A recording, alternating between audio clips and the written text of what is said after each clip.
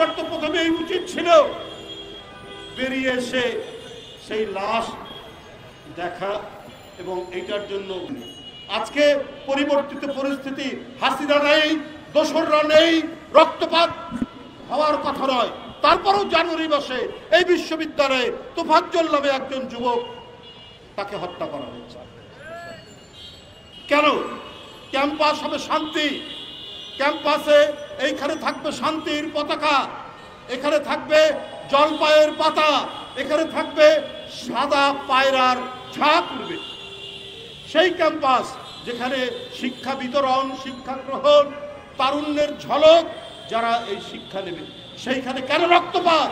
সেখানে এই গণতন্ত্র এবং ফ্যাসিবাদের, গণতন্ত্রের বিজয় এবং ফ্যাসিবাদের পতন, হাসিনার মতো নিষ্ঠুর নারী আর রাজ সিংহাসনে নেই, তারপর কেন ক্যাম্পাস হবে হিংসার অধিক্ষেত্র?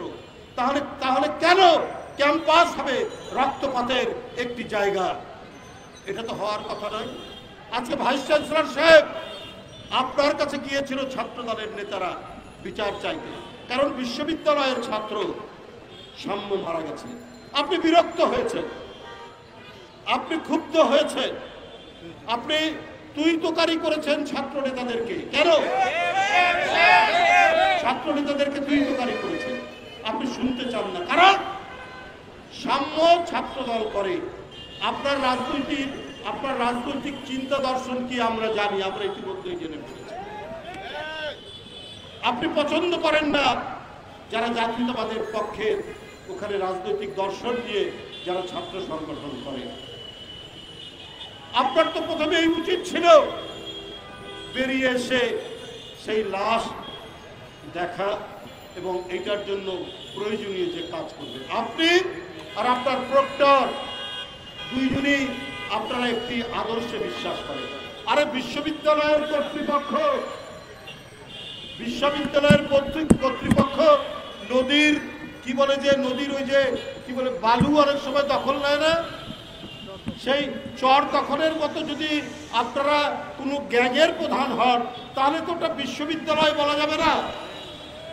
আপনাদের মাথায় যে দর্শন ওইটা ইমপ্লিমেন্ট করার জন্য কাজ করছেন। বাংলাদেশের অনেক বিশ্ববিদ্যালয়ে বর্তমান অন্তর্বর্তীকালীন সরকার এই ধরনের ভাইস চ্যান্সেলর নিয়োগ দিয়েছেন যারা এই কাজটি করছেন। সবগুলো নয়, বেশ কয়েকটি। তাদের উদ্দেশ্যই হচ্ছে তারা যে দর্শনে বিশ্বাস করে, যে ফিলোসফিতে বিশ্বাস করেন, ওইটা ইমপ্লিমেন্ট করে। কিন্তু আমরা যুগ যুগ ধরে দেখেছি যে বিশ্ববিদ্যালয়ে যে আদর্শে বিশ্বাস করুক ভাইস চ্যান্সেলর, ওটা তার ব্যক্তিগত। কিন্তু উনি যখন একটি প্রশাসনের প্রধান হন, উনি তো শিক্ষক, উনার কাছে প্রতিটি ছাত্র সংগঠন, প্রতিটি ছাত্র সমান মর্যাদা পাবে। তিনি বিশ্ববিদ্যালয়ের শান্তি রক্ষার জন্য সবার সাথে কথা বলবেন। কিন্তু উনি যদি রত হয়ে যান, উনি যদি তার বিশেষ দর্শনকে প্রতিষ্ঠিত করার কাজে নেমে যান, তাহলে বিশ্ববিদ্যালয় কখনোই শান্তিপূর্ণ হবে না, বিশ্ববিদ্যালয় কখনোই এখানে স্বস্তি বয়ে আসবে না।